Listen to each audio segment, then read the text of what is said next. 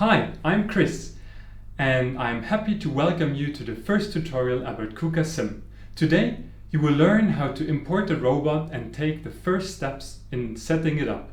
We will also cover the eCatalog structure and how to position a robot in the 3D world. Additionally, I will show you how to use conveyors and fences to complete your layout.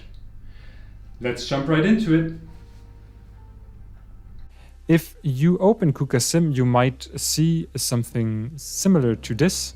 So you have your simulations view, you have a little bit the properties and the functions around. If you're not, please go to the Home tab here and click on the eCatalog. And then if you click on the public models, you get to see the KUKA.Sim library.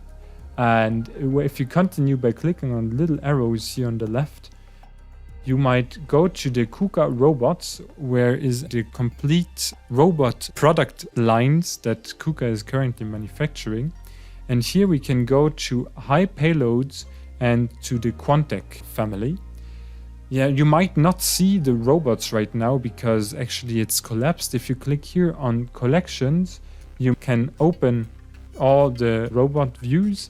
Or if you want to have both the structure tree and the robots, you might enlarge this window here and see both. I'm going to pick a KR120 and double click on it. As soon as you double click on eCatalog component, it will generate in the origin of the simulation. So here the coordinates are 0 in X, 0 in Y, and 0 in Z with no rotations. Let's have a short look here on the right side at the component properties. So if we go closer to the robot, we see the name of the robot and with its reach here, the 2700 millimeters. Then we can have the material. Now we have here orange cast metal. I'll just leave it right like that. And we have the description and again the name and the category. And we have the access value. So if I type here another value, I will just type 80, for example, the robot will turn.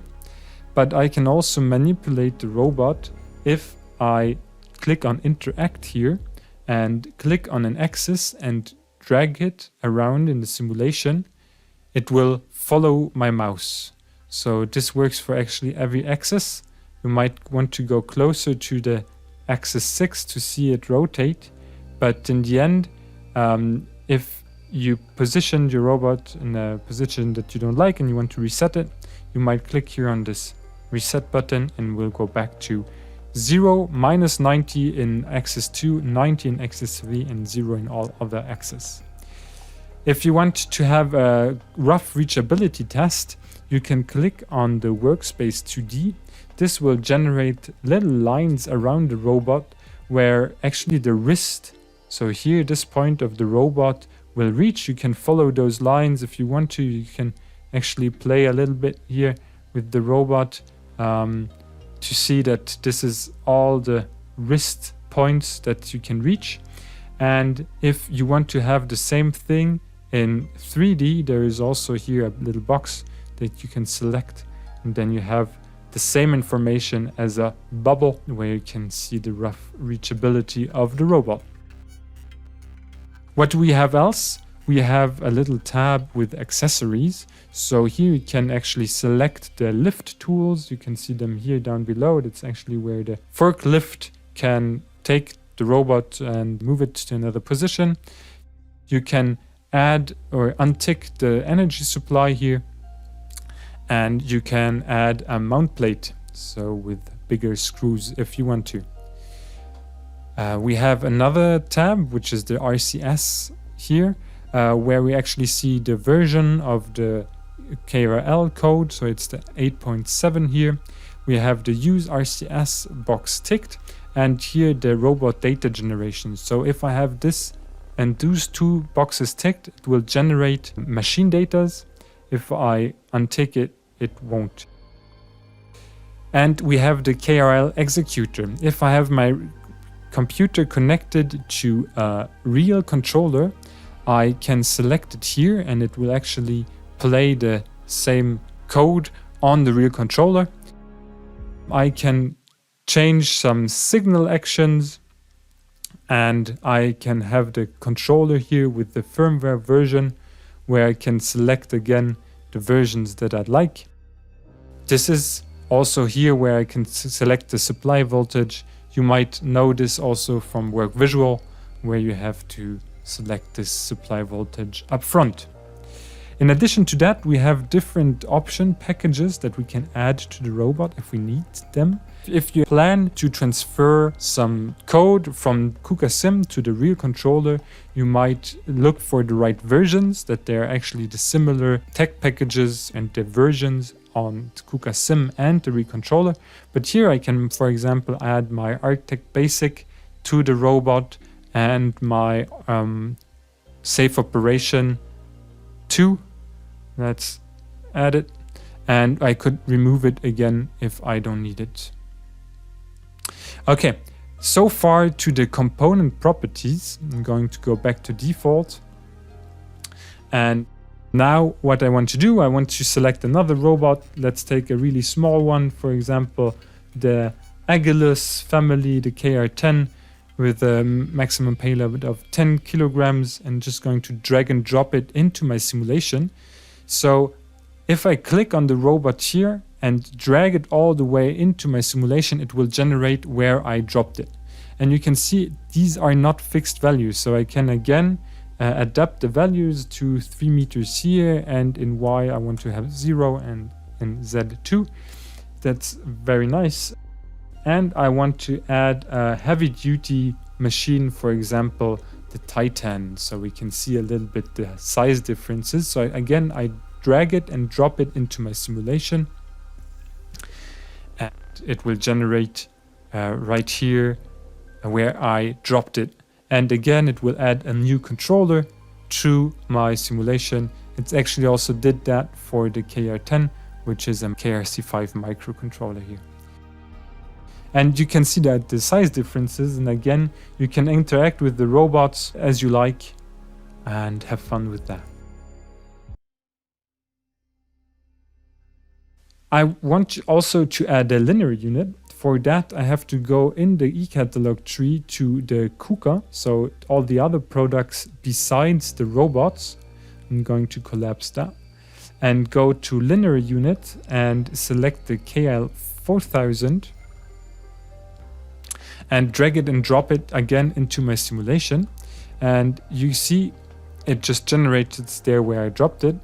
Now I can also move it around. For example, here, if I clicked on manipulation move, there's this frame appearing with the X, Y, and Z arrows that I can now drag and drop it wherever I want, or I can adjust the values here. Maybe 200 minus 260 millimeters and 3500 in Y. And now, how do I put my Quantec robot onto my linear unit? Actually, I have to go to the manipulation mode PNP, plug and play, click on the robot, and then you can drag again the robot. And if you come near to the linear unit, you will see this green arrow. And once this appears, you have to go a little bit closer again to the mount plate of the linear unit until the robot jumps into position. Nice. And as soon as this happens, I can again go to interact and move the slider of the linear unit around, and you will see, okay, the robot follows actually and is attached to the linear unit here. I want to reset the simulation. I press again on reset, and I can now click on my linear unit and change the travel rate. So if I want to have a longer linear unit, I go to 8400, for example. It will take a while because in the background it calculates the new rated travel. Okay, great. So now I have a larger linear unit, and actually what I can do is also change the alignment of the robot. This is important because in the background the machine data is calculating where is my tool center point compared to actually the system root here of my linear unit. And to tell that I turn the robot, I need to select here my angle of alignment. So if I choose 135 degrees, again, this will take a second, but the robot will jump into place, and in the background, the linear unit and the machine data is adapted. The same thing is for the pedestal here. If I choose a higher pedestal, for example, of 400 millimeters, it will add onto my linear unit and also add that to the machine data. So now I have a nicely simulated linear unit, and if I go back to interact and pull and push it around, you can see robot is moving accordingly and actually now is set into place, because in my program view, in my jog view, I have a base selected. If I go to jog, to the robot, select base data null, then I can jog around again my robot without being stuck into the home position. Okay, now I want to add in my eCatalog a fence and a conveyor. So how do I do that? I go to miscellaneous, and here I go to conveyors, and I have a whole bunch of different types of conveyors. There you can just try them and see what happens. If I drag and drop one of the batch conveyors into my simulation, it will appear where I drop it. And now I can change the length. For example, I don't know, to 4 meters. And I can change the height and the speed and everything. And in the end, also change if it's a roll conveyor or chain conveyor or belt conveyor. Nice. It is now just parallel to the linear unit. And maybe I want to add a curved conveyor, and I just put it into my simulation, and then again with P&P I get near the one end nearer to the other and get it snapped onto the original batch conveyor. Now actually it's connected. If I want to have it in the other direction, I can of course change the side. So here the turn right, I can untick it and then it turns left. So here we go, we have the left turn. This is now prone to some collisions, so I'm going to turn it back in the other direction. Here we go. Actually, the blue circle here is around the origin of this component, and I can change the angle where it's standing. So you can see here the A value is moving accordingly to what I set here. And if I set it back to 90, or if I work with P&P again, I can again select it as that snaps together. And I'm going to use this Conveyor Creator and just put it into my simulation at the beginning of the conveyor belt. And now if I press play, this is going to create a little cube which is going to roll on my conveyor. In the meantime, the real machine data that I just explained up front is being created for all 3 robots.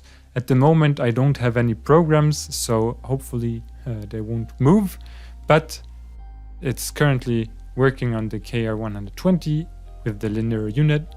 And now as soon as the simulation plays, it creates also this box in a certain time.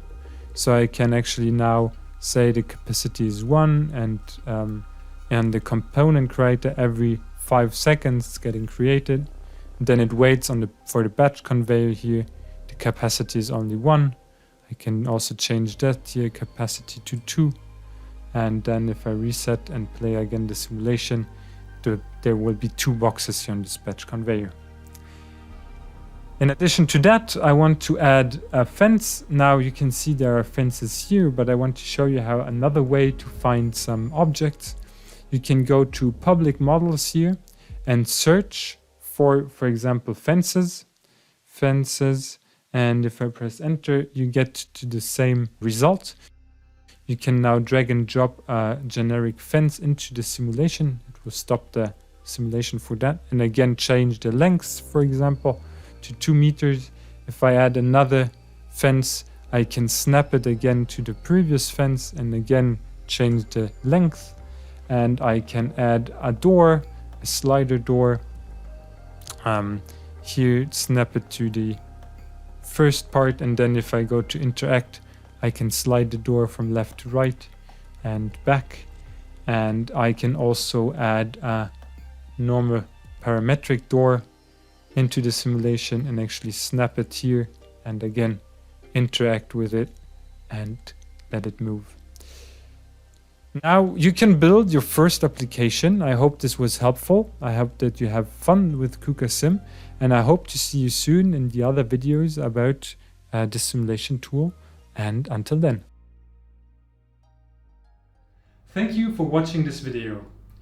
If you would like to see more interesting videos about KUKA simulation world, feel free to hit the like button and subscribe to the channel. Looking forward to seeing you in the next video.